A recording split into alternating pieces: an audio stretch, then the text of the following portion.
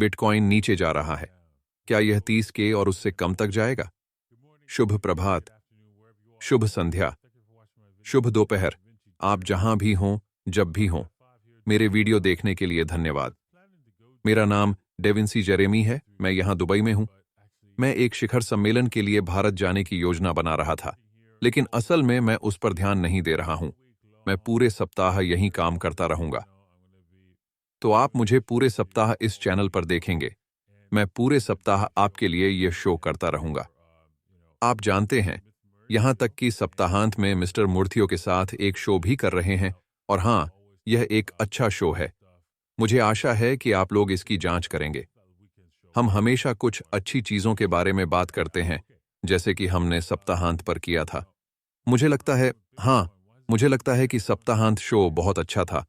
सुनिश्चित करें कि आप इसकी जांच कर लें। ठीक है। लेकिन जैसा कि कहा गया है, हम इस बारे में बात करने जा रहे हैं कि बिटकॉइन के साथ क्या हो रहा है। ये नीचे क्यों जा रहा है, और क्या नेटवर्क पर स्पैम भी है।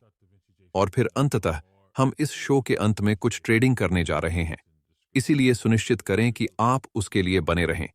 और यदि आप ट्रेडिंग में रुचि रखते हैं, तो आप निश्चित रूप से bybitokx.davincig15.com या dobit.davincig15.com पर ऐसा कर सकते हैं। नीचे दिए गए विवरण में लिंक दिए गए हैं। अब मुझे पता है कि मैंने यह घोषणा नहीं की है कि डेबिटर के लिए वर्ष के निम्नलिखित पुरस्कारों के लिए क्या पुरस्कार हैं।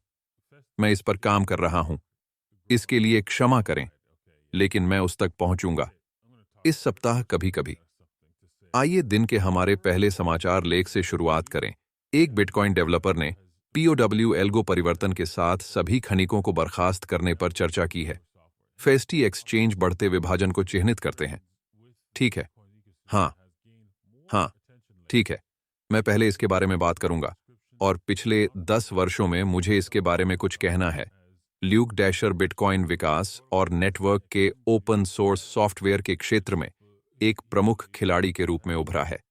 बिटकॉइन पारिस्थितिकी तंत्र के साथ विशिष्ट रुझानों के विरोध ने हाल ही में अधिक ध्यान आकर्षित किया है। उन्होंने बिटकॉइन प्लेटफॉर्म पर सामान्य शिलालेखों और अपूरणीय टोकन को प्रोटोकॉल के लिए हानिकारक और स्पैम के समान लेबल किया है, जो उनका मानना है कि 2014 में कम कर दिया गया है। इस हफ्ते उन्होंने सुझाव दिया कि एंटपूल गुप्त ASIC बूस्ट तकनीकों को नियोजित कर सकता है।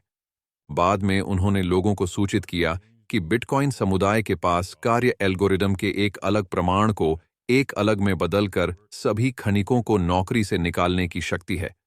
ठीक है, यह अच्छा नहीं है। आप कार्य एल्गोरिथम के विभिन्न प्रमाण में परिवर्तन करना चाहते हैं। यह बुरा होने वाला है। गुप्त ASIC बूस्ट तकनीक क्या है? ठीक है, तो यहां असली मुद्दा क्या है? लेकिन फिर भी आइए क्रम के बारे में बात करें। और क्योंकि ऐसा लगता है कि वे दो मुद्दों को एक में जोड़ देते हैं, और मैं दूसरे मुद्दे पर नहीं जा रहा हूं, जो कि ASIC बूस्ट तकनीक है। ईमानदारी से कहूं तो यह स्पैम नहीं है। आप आरन नेटवर्क के साथ जो कुछ भी कर सकते हैं और उसके लिए भुगतान कर सकते हैं, वह स्पैम नहीं है। इतना ही आसान।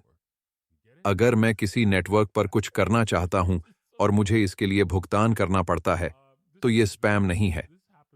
तो हां, क्योंकि अगर मैं नेटवर्क पर स्पैम करूंगा तो मेरे पैसे खत्म हो जाएंगे। आप इसे प्राप्त करें। बिल्कुल मूर्खतापूर्ण।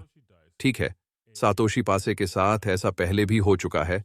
उन्होंने मूल रूप से सातोशी पासे के बारे में भी यही बात कही थी। सातोशी पासा एक जुआ खेल है जो कि था पहली बार बिटकॉइन का आविष्कार हुआ, और आप मूल रूप से कुछ पैसे फेंकते हैं और एक संख्या का अनुमान लगाते हैं, और फिर आप या तो कुछ तोशिश जीतते हैं या नहीं। सही, इतना ही। इसे स्पैम माना जाता था, लेकिन आप जानते हैं, ये बस चला गया। लोगों ने बेवकूफी भरा खेल खेलना बंद कर दिया। और मुझे लगता है कि यही मुद्दा इसके साथ भी है, क्योंकि ये बहुत महंगा है, और इसलिए अध्यादेशों के साथ भी यही मुद्दा उठेगा। अगर ये बहुत महंगा हो जाएगा तो लोग इसका इस्तेमाल नहीं करेंगे। इतना ही आसान। मेरा मतलब है, कोशिश करना बंद करें। नेटवर्क वैसा ही है, वैसा ही उत्तम है। सही। आपको नेटवर्क का उपयोग करने के लिए भुगतान करना होगा, और इसीलिए यदि नेटवर्क का उपयोग करने के लिए भुगतान करना हानिकारक हो जाता है, तो आप इसका उपयोग नहीं करेंगे। ये इतना सरल है। जो काम करता है उसे बदलने की कोशिश मत करो। सही। वहां एक कहावत है। ठीक है, एक क्षण के लिए यहां आओ। अगर यदि ऐसा कोई मुद्दा था, मान लीजिए कि न्यूयॉर्क में बाढ़ आई थी और वहां गैसोलीन नहीं है और लोग गैसोलीन के लिए हाथ पैर मार रहे हैं। आप कहते हैं, हे भगवान, तुम्हारी हिम्मत कैसे हुई? तुम्हें पता है क्या? यह अच्छा है, क्योंकि ऊंची कीमतें ऊंची कीमतों का इलाज है। इसका मतलब है कि लोग जाएंगे, हे भगवान, मैं वहां अपनी गैस अधिक महंगे दाम पर बेच सकता हूं। वे वहां गैस प्राप्त करने के अजीब तरीके ढूंढेंगे। अरे भाई, लोग अर्थशास्त्र और अर्थशास्त्र को बिल्कुल नहीं समझते हैं। बिल्कुल भी। वैसे भी यह हास्यास्पद है कि मस्तिष्क से मृत लोग कितने होते हैं। और और आप जानते हैं, ल्यूक डैशर जैसे बुद्धिमान लोग भी। ठीक है। वह आर्थिक प्रोत्साहनों के प्रति पूरी तरह से पागल हो चुका है। ठीक है। ओह, आगे बढ़ रहे हैं। बिटकॉइन के साथ क्या हो रहा है? मैं वास्तव में इस जर्मन लेख के बारे में सोचता हूं, है ना? मुझे यह जर्मन लेख मिला कि चीन बिटकॉइन को सर्वकालिक उच्चतम स्तर पर क्यों ले जा सकता है।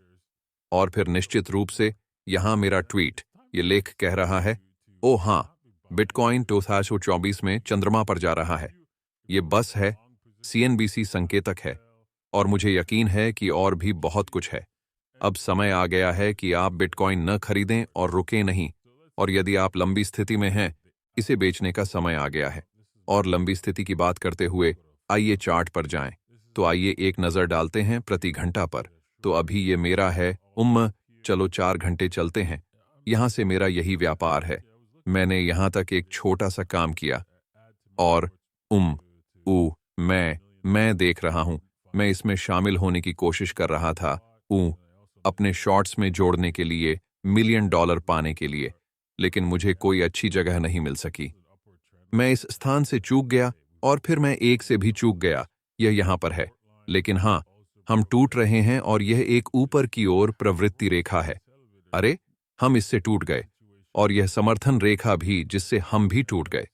समय, जो एक प्रकार की रॉयल एक्सप्रेस उन्नत स्थिति है, जो यहां घटित हो रही है। हम अगले कुछ समय में बिटकॉइन को बहुत तेजी से टूटते हुए देख सकते हैं।